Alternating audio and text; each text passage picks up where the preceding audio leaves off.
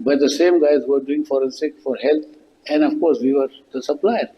Nobody has ever contacted us from police, from correctional, from anti-corruption, from so-called Funduzi. I don't know whether they exist or not. It's a homemade thing. I've got no idea, but nobody. But they have got all the things they have said about us in social media, not in public. No letter ever came to us. Nobody pointed a finger at us. And the funny thing is, the people, they said, the institution, the international organization like United Nations, WHO, there's a gentleman who represents WHO, George Vashira, that they have given government a donation of the drugs, which we are the only supplier and agent in this country, for free of charge, and government paid us, I don't know what, royalty or something. But it is coming every second day. They are pointing a finger for the goods which we have never supplied, we were paid. We have got all the records, how we got the drugs, how we imported here, who took the delivery. But these people have got no decency, particularly this George Vashira and this some Tembe lady from WHO, to come out in public and say, no, we never supplied a single tablet or single vial of these things. That worries me a lot, that this tourist... Yes, indeed, that is His Excellency Mr. Karim Ashraff addressing the issue that we are about today. And here with us is Mr. Dlamini from Funduzi. I'm sure, Mr. Dlamini, you've heard what Mr. Ashraff has said, and I'm sure you did watch the whole interview last week. What's your take? Good evening, Vulini, Maswati at large, and should I say also my colleague Sean. I can see still live there. Nulini, first and foremost, I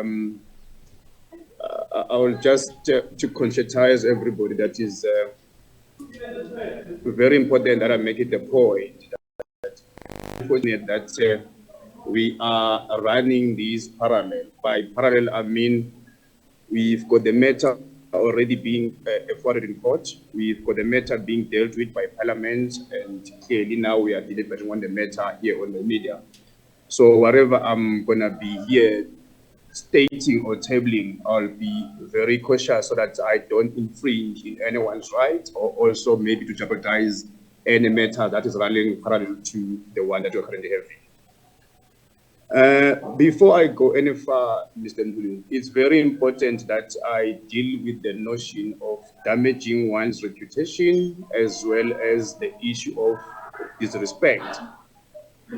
Because I don't think there is anywhere in the world where somebody can come from nowhere to come to dent one's image. The question would be why, and what is the end game, and what is going to be the purpose of doing that? It's unheard of. Nevertheless, to move a little bit forward, to say we are nobody, we're running digital social media, that is fallacy. I mean, why have Swazi Farm or other farm taken social media individual to court because the matter have taken us to court almost 4 times? Clearly, that doesn't make sense. But nonetheless, in the terms of the disrespect, Nkuleni, as a Maswati, we are known for our utmost human nature of respect. And it's so very alarming in these circumstances where a Maswati lost life and we still lack the remorse as well as the nature of humor as well as respect from our tone. The reason I'm saying this is based on the following.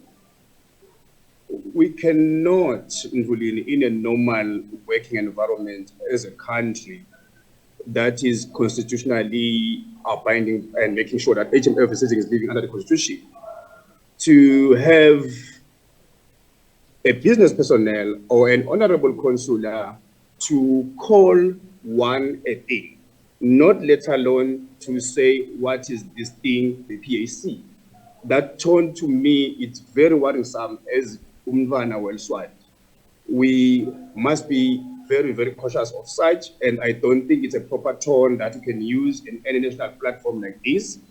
And to me, it's so disturbing. No matter what the issues is, no matter where we cross our path against each other in any work that we are doing, I still expect each and everybody being called and to account in any circumstances, remain professional, remain respectful, because in this world, I was told that you don't deserve respect, but you earn respect. And the respect you merely get by the way you conduct yourself amongst society, amongst the public.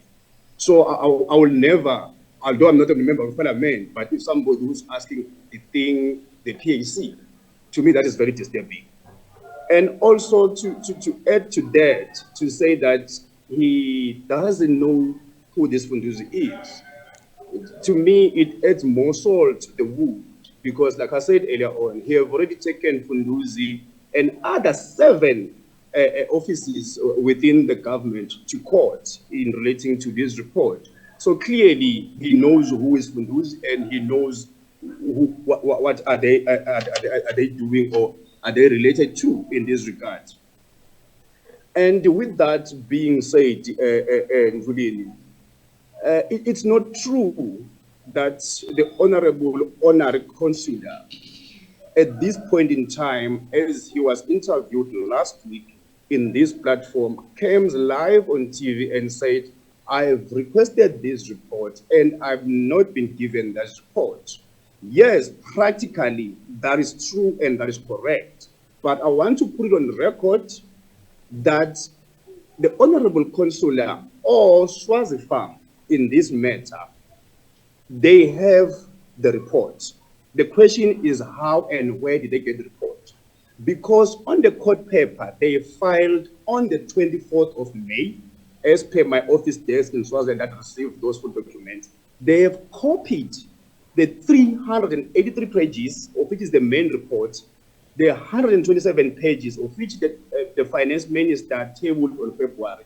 And we also what we call it a summative report that strictly talk to the more legal part of the court in terms of court proceeding and so forth. So they've copied or reprinted all 3 and submitted it to court.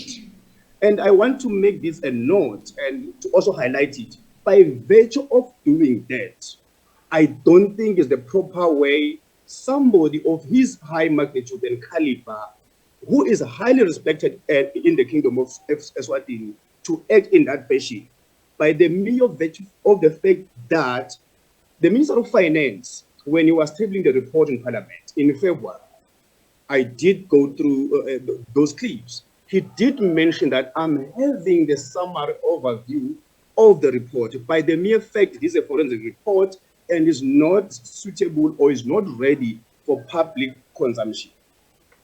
We sit with PAC. I know government have issued a statement, same principle, to say the report is not already or it should be used in any public domain by the virtue of it being a forensic report. As much as us, government, have already have the report in our position, and a party who is containing the report, definitely, in terms of legalities and legal proceedings, I think is having a legal team that should advise otherwise in this regard. Once you're being called in, charged or whatsoever for legal proceedings, then you've got the right to request the report and go and prepare your matter or your case in that regard. But what happened here, Swazi Farm, the Honorable Consular, have already made this document a public domain by the virtue of him loading it in court. That's another sign where I sat down, man as I am, as at least a grown man, I will come to that part later on, to say, but why is this company conducting or behaving in this manner? I mean, he's overruling the Minister of Finance. He's overruling government who pronounced this. He's overruling the PAC of recent who said, they said that we cannot deliberately go deep in this report because of the nature of it. But a company like Swazi Farm who we expect, who is here today presenting itself as a company respecting the statutes, the laws, the regulations, and the Kingdom of Israel thing to be binding by it. But in this regard, it seems as if they've shown that they've overruled whatever the government have said.